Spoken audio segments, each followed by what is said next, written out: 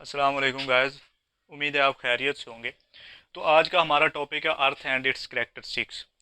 तो सबसे पहले मैंने ये जो लिखे हैं ये व्यूज़ हैं मुख्तलिफ कमेंट्स हैं मुख्तलिफ जियोग्राफर्स के कि अर्थ क्या चीज़ है। तो सबसे पहला जो है वो 14th सेंचुरी के अंदर जो है वो उसने कहा था, पटोलमी ने, अकॉर्डिंग टू पटोलमी ने कहा था कि जो अर्थ है as the centre of the universe. उसके बाद 1543 के अंदर एडी के अंदर 1543 एडी के अंदर कोपरनिकस ने कहा था कि अर्थ नहीं, जो सन है, sun is the centre of the solar universe. Sun is the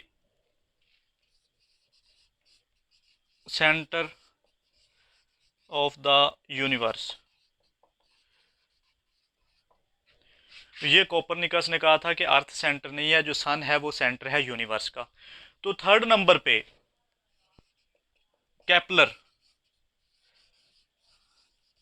Kepler according to Kepler, तो केपलर ने यह कहा था कि जो सन है वो यूनिवर्स का सेंटर नहीं है, sun is the centre of the solar system.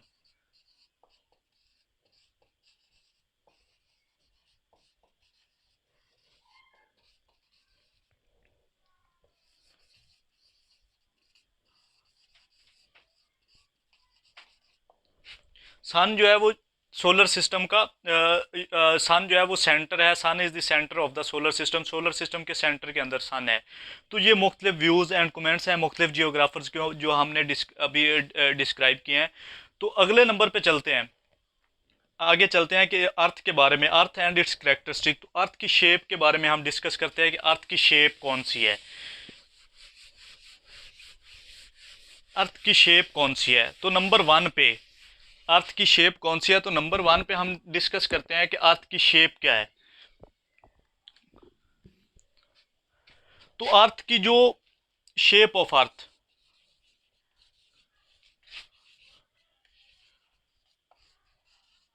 Shape of earth मुख्तलिफ व्यूज हैं इसके बारे में भी, अर्थ की शेप क्या है। तो अर्थ की जो प्रॉपर शेप है वो जियोआइड है।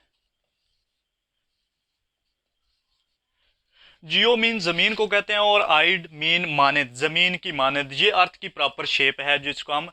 तो अगले नंबर पे आ जाता है सरकमफेरेंस ऑफ द अर्थ। क्या है सरकमफेरेंस, कितना है अर्थ का।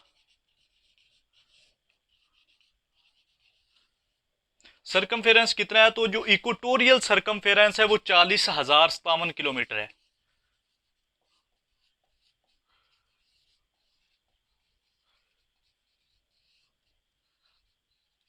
वो कितना है, 40,057 किलोमीटर। दूसरे नंबर पे आ जाता है polar equatorial, polar circumference, sorry, polar जो सरकमफेरेंस है वो 40,009 किलोमीटर है। ये जो है ये उसका सरकमफेरेंस है, ज़मीन का जो सरकमफेरेंस है इक्वेटोरियल के हिसाब से 40,057 किलोमीटर है, और पोलर सरकमफेरेंस जो है वो 40,009 किलोमीटर है। तो थर्ड नंबर पे आ जाता है इसका डायामीटर। तो ज़मीन का डायामीटर कितना है, इक्वेटोरियल डायामीटर कितना है, और जो पोलर डायामीटर है वो कितना है। तो इक्वेटोरियल जो डायामीटर है,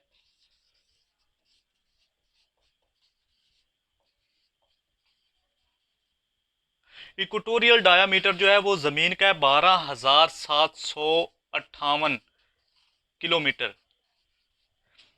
और दूसरे नंबर पे आ जाता है पोलर डायामीटर कितना है,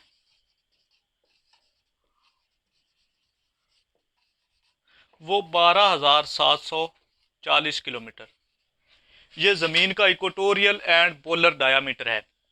इक्वेटोरियल डायामीटर कितना है, 12,758 किलोमीटर, और जो पोलर डायामीटर है वो 12,740 किलोमीटर है। थर्ड नंबर पे आ जाता है रेडियस कितना है ज़मीन का। ज़मीन का जो रेडियस है वो 6370 किलोमीटर। ये ज़मीन का रेडियस है 6370 किलोमीटर, ये ज़मीन का रेडियस है। और फोर्थ नंबर पे आ जाता है, इसके बाद हम डिस्कस करते हैं कि इसकी जो, इसका एरिया कितना है, रकबा कितना है, ये सारी चीज़ें हम डिस्कस करते हैं कि ज़मीन का टोटल सरफेस एरिया कितना है। तो ज़मीन का जो total area, total crustal area या टोटल लिथोस्फेयर का जो एरिया है, टोटल सरफेस एरिया कितना है, क्रस्ट एरिया, ज़मीन का बलाई रकबा वो कितना है, वो 197 मिलियन मुरब्बा mile, million square mile, 197 million square mile है ये ज़मीन का क्रस्ट का एरिया कर लें, लिथोस्फेयर या ज़मीन का कुल बलाई रकबा जो है वो इतना है। इसमें वाटर बॉडीज़ कितना है, मतलब ओशंस कितने हिस्से को घेरे हुए हैं और जो कॉन्टिनेंट्स है वो कितने हिस्से को घेरे हैं। तकरीबन 140 जो है मिलियन स्क्वायर माइल जो है ये ओशंस या वाटर बॉडीज़ ले लें,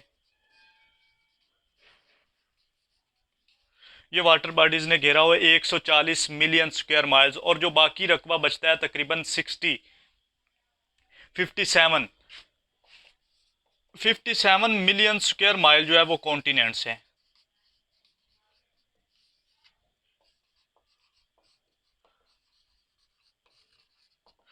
कॉन्टिनेंट्स 57 मिलियन स्क्वायर माइल्स जो कॉन्टिनेंट ने घेरा, और 197 मिलियन स्क्वायर माइल्स जो है वो किसने घेरा, सॉरी 140 मिलियन स्क्वायर माइल जो है वो ओशंस एंड वाटर बॉडीज ने घेरा हुआ है।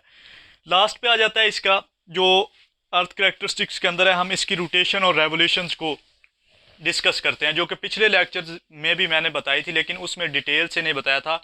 इसमें हम ज़मीन की रोटेशन और रेवोल्यूशंस के बारे में डिटेल से पढ़ते हैं, उनकी स्पीड क्या है, उसका टाइम पीरियड कितना है, उनकी रोटेशनल डायरेक्शन ज़मीन की क्या है। तो नंबर 1 पे आ जाता है रोटेशन।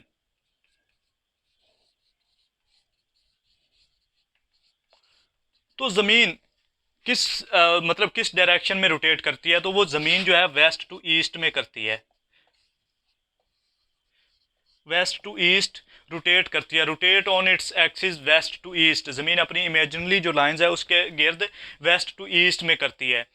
तो ज़मीन की जो है स्पीड कितनी है और ये कितने दिन के अंदर कंप्लीट करती है, रोटेशनल ड्यूरेशन कितना है, ये है 23 आवर्स 56 मिनट और 0.04 सेकंड के अंदर कंप्लीट करती है अपनी rotation, rotate on its axis ज़मीन जो है अर्थ।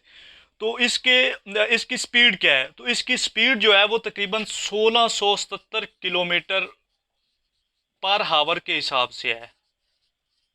ज़मीन जो है 1677 किलोमीटर फी घंटा के हिसाब से करती है, रोटेट करती है। और अगले नंबर पे आ जाता है रेवोल्यूशन।